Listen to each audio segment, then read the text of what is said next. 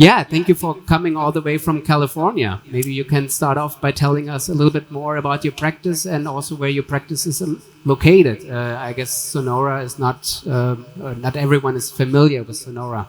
Thank you, Nicolas. And number one, it's a pleasure to be here. So thanks everybody here at VHF for being able to bring me up here. Anytime that I get a chance to come to IDS, the first time I had a chance to come here was a few years ago, and I've been hooked ever since, because it's literally like, I know in California, people think of Disneyland in California, but this is the dental Disneyland, no question. And I practice in a small town in California, so it's fairly rural.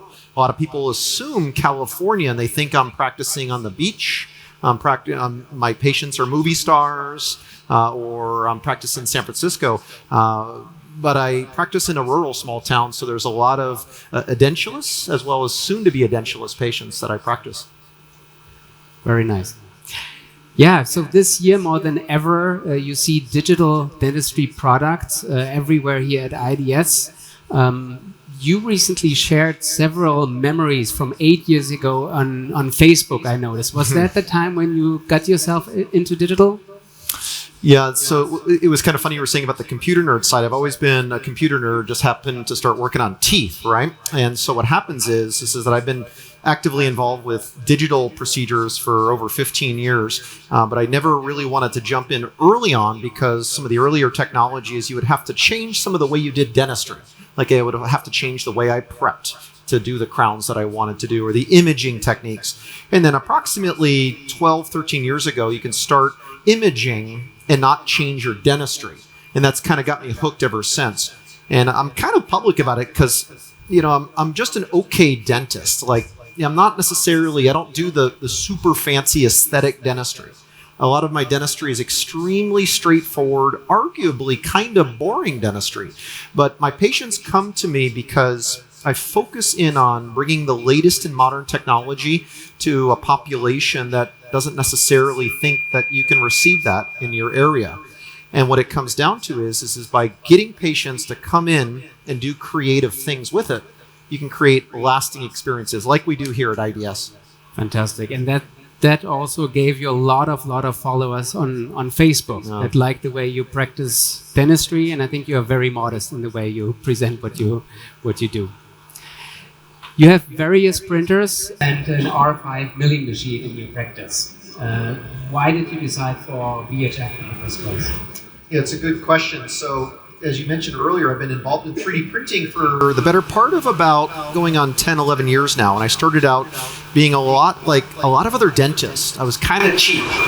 Okay. So I started looking at technology, and at the time, 3D printers were $20,000, $30,000 US, and I just wasn't ready to start investing that much money early on in my career. So I bought some lower cost 3D printers, hacker 3D printers, and it was my journey to start out in kind of the lower cost side of things, as well as with software, figuring out the hacker workflows. And then you start to realize very quickly that that's fun to play in, but when you actually want to get a lot of the job done, you have to start thinking about production. And I know that I first got introduced to VHF from some of our local distributors in the US that said, hey, here's a machine that's a 5-axis machine. It was the K5, and it could mill, all these materials, and it includes the software, and for this price. I said, okay, that seems like a completely reasonable plan, because I didn't realize at the time as a dentist that some other companies would charge for the software that controls their printer. That's like me buying an Epson printer and having to pay for the software that I put into Microsoft Word to print my document. I thought that was weird. So I started out with the K5. I started milling a lot of zirconia and PMMA. And then I realized very quickly after that my time was worth a lot, because I would go and have the disc, unscrew it, pop it out, suction, change it out. Then I'd have to go from the pink to the teeth, because I mill a lot of dentures. So I'd have to mill the pink, the base, and then I'd pull the disc out, clean the machine, put the tooth colored in, mill that, and then I'd sometimes have to drive home, drive back to change the discs overnight. And I thought, okay, is there something that I could bring into my office that I could streamline that, where I don't have to drive home for doing more overdentures, dentures, and full arch cases, and I was introduced to the R5 because it has the disc changer. And that was a paradigm shift for me because I literally, in my dental practice, I have a dental technician and my dental assistants. We program all the jobs. I literally click start at the end of the day, come back in the morning, and everything's done. And my technician just grabs them and goes to work without me having to do anything. I can't even imagine going back, but I still love my K5, but I love having a disc changer. Fantastic. Wonderful. You mentioned you mill a lot of dentures. Yeah. What else do you mill? A lot of zirconia restorations as well, whether it's single unit or full arch for either screw retained or something like locator fixed. So I do a lot of zirconia restorations, and I also do a lot of full arch polymer restorations. Trinia, Trilor, things that are like Pecton type materials. But I do mostly zirconia and dentures and PMMA dentures. Fantastic. And what do you mill? What do you print with all your printers you have? So people think I'm kind of crazy, and that's probably true. I have 16 3D printers, 6 intraoral scanners, and a milling machine and sintering furnaces and all that. I wish I had more room for more milling machines, but all the space is only so big in California, right?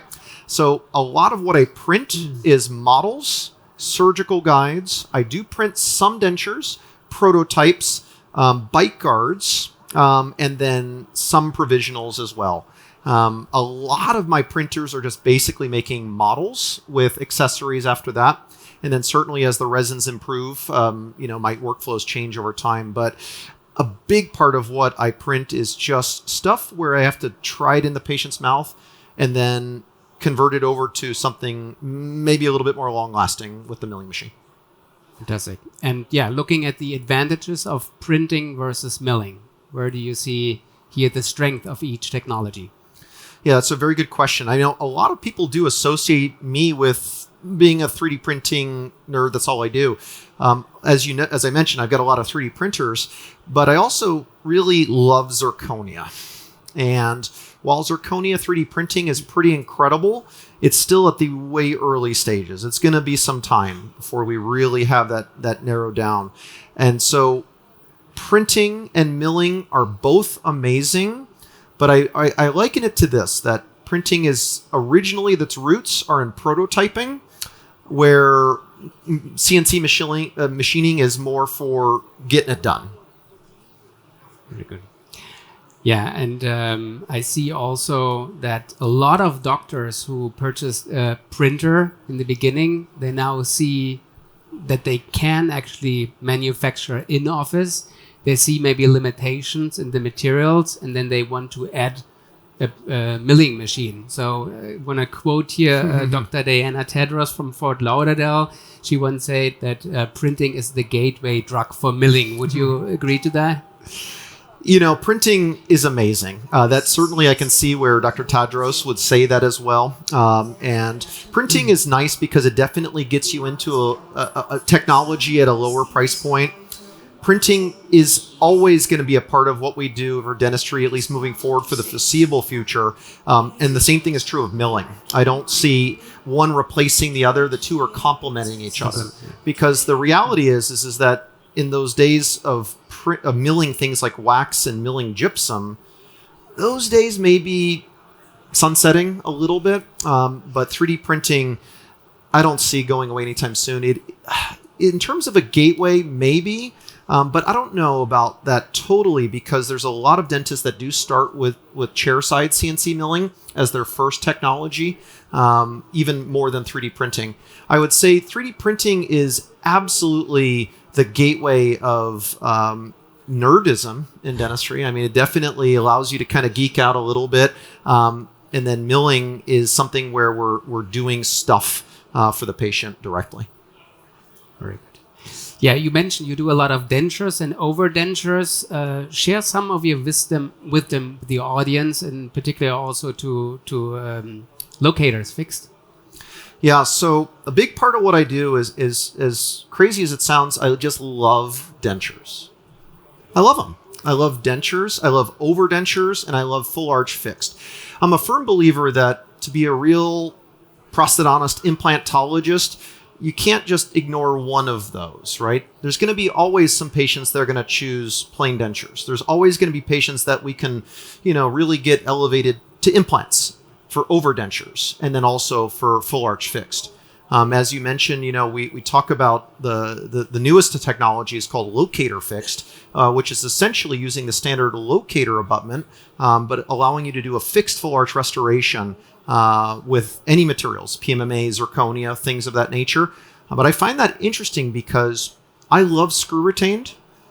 The biggest challenge of screw retain, I know with my milling machine, is I have to be very particular about the cam strategy. I have to be very particular putting in a center bar and doing everything of that nature, because if you don't do it just exactly perfect, that tie base doesn't fit, or it won't fit onto the multi-unit abutment if you're doing direct to MUA. The nice part about the locator fixed is that you don't even need a center bar, because you're doing a laboratory resin cement of the locator housing to make a fixed prosthesis. So all of these treatment restoration options are wonderful. I always tailor my treatment towards the patients, because some patients can only afford one thing and another. And I know what I'm really excited about too is certainly the monolithic dentures and the iVotion workflow as well. Interesting. What would you recommend a dentist who wants to enter into digital? Oh, jump right in now. I mean, one thing I know, 10 years ago, if we were sitting here in dentistry thinking to ourselves, hey, what do you think about this technology? What do you think about this software? I mean, the water is really nice. The pool is ready, jump in. There's really no reason to not start today. And you have to think about it from a dentist point of view. The most important thing you can think about is, what do you want to make? In dentistry, we're makers. We want to find out what makes our mind tick. Do you want to make dentures? Great. Maybe consider more milling. You want to make surgical guides? Great. Start with 3D printers and start that direction. You want to make same-day ceramic crowns? Great. Get a chairside mill and then kind of go from there. Dentists ask me all the time, they say, hey, which one is the best of something? The best 3D printer, the best scanner, the best milling machine? And I hate to say it, but it's always best as a relative term. My next question is, what do you want to make? As dentists, we've always prided ourselves on making teeth, and we're just raw makers. So number one, find out what you want to make, of course, then find out how to put the implementation in to hire the staff, so that way you're not the one doing all this. And that's kind of the secret, because technology for us as dentists can be a little bit of a slippery slope. All of a sudden you go, oh wait, just a little bit more. Think about it smart. What do you want to make? Build the team around that, and then certainly the patients will come. I know we sometimes think, oh, I don't have the patience for that. I'm a firm believer that it comes from within. You want to find your excitement level, what makes you tick, because your patients will feed off of that. And training, I assume. You did offer your courses at some point. I don't know if you still do that, but is that still necessary? Thinking of technology today? Oh, absolutely. You need training. I know certainly when it comes to it. If I always liken it like this. If you know how to configure your own IP address and you're kind of cool building a computer, then maybe you can go ahead and just do the short course of training. But if you're sitting there going, wait, what's this IP thing? Say, do I want to diagnose a Wi-Fi connectivity issue? Get the training. Make sure you work with your distributor, depending upon whether you're here in the European area or in the US. You want to find somebody that can offer pretty progressive training. I know certainly that we do training at the education facility in Las Vegas. So if anybody likes to come to Las Vegas, we do some courses on locator fix, things of that nature, and milling, of course, and then 3D printing of these prosthetics. So make sure you reach out to get training from your local distributor, but then also get on social media. And there's such great resources. What I love about coming to IDS is I just walk the halls and I bump into folks that only know me on Facebook. And I love that because it's it's become such an amazingly small world that I just love that part. Very good. Yeah, you said dentists are makers. I know that you make also aligners in your practice. You have a clear advantage because you work together with an orthodontist who happens also to be your wife. We have her here, Dr. Chotel. Raise your hand so that everyone can see you. And also, if anyone has questions afterwards about clear aligners, you can go to Dr. Chotel. You have seen the E3 earlier today that we launched here at IDS. What are your first thoughts on this machine? Yeah, so when it comes down to making the aligners, I don't touch them. I let Dr. Chotel go ahead and manage everything. She's incredible when it comes to aligners. All I know is that I tend to be the computer nerd. I become the technician for her, especially for aligners. So I help facilitate the technology. What I can tell you is that I've been a part of helping her out in actually trimming these aligners. And I think I got through like making 2 of them total. And I'm like, no way am I going to keep doing this. I'm like sitting here with the disc and cutting the thing. And I'm like, oh, forget this. Aligner trimming has always been something that's been a little bit of the nemesis of the clear aligner workflows. And I know that, when I just saw it here today, the launch of the E3 aligner trimming machine, I was super excited. So I know that we're looking forward to going ahead and getting that technology in our office because we want to streamline trimming the aligners and then more importantly, not have to do any actual major polishing after. Maybe a little bit of buffing, out the door, done. Very good. Good. You have lectured internationally, and you have a great international network. You mentioned already all the Facebook followers, but also friends who you do some exchange. Where do you see the difference of dentistry being practiced in the US versus dentistry practiced in Europe? What I can say is both are amazing. European dentistry, American dentistry, not really that different. I mean, teeth are teeth. I enjoy being able to go ahead and hang out with European colleagues and to see what's happening over here in this region because I know we learn together. I would say that maybe 20 years ago, it would probably be a lot more, wow, you guys do that over here. But now with social media, we're learning every day from each other, whether it's based in my practice in California or here in Cologne, Germany, or wherever it may be. And I know it's such a small world where we get to interact on a day-to-day basis. I would say dentistry across the board is just exciting, whether you're in Europe or in the US. And that's, a huge passion of mine is being able to go ahead and learn from each other. Fantastic. Well, unfortunately, our time is coming to an end. One last question for you. What do you think is the next big thing in dentistry? Oh, gosh. I wish I was a futurist. The $1 million question. I know. So I wish I was a futurist about this. I would say that across the board, we start thinking about doing prosthetics in a streamlined fashion, something that is less invasive, something that can offer a clinical situation to the patient where we can go ahead and, number one, reduce costs overall. Because what it comes down to I see, especially some of the technology becoming a little bit more affordable. I know that is something I see from an implementation standpoint. So looking at streamlined integration of clinical practice, I would say across the board, the thing that inspires me the most is I know one thing you mentioned earlier about connecting with European and international dentists. The one thing I keep consistently hearing from everywhere is how difficult it is still finding, laboratories and technicians in the world where, gosh, I wish we just had more workers for everybody. But then also from dentists, we hear, gosh, I wish we could go ahead and even have more technicians. And I would love to say that my future would be that we're going to start to see a closer relationship between laboratories and dentists working in clinics, in offices, and group models to be able to go ahead and share those costs. Because I know in our practices, in the clinical practice, the idea of buying a milling machine for one practice, okay, we can probably afford it.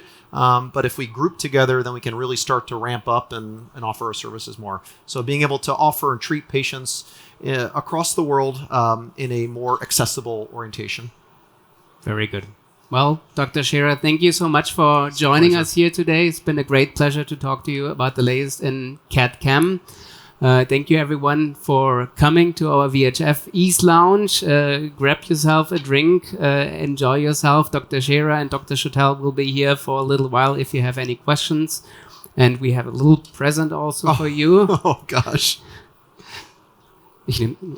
I hope it's an E3 milling machine.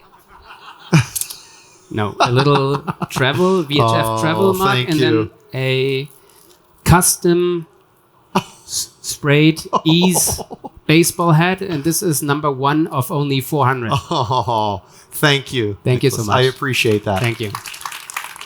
There you go. Yeah.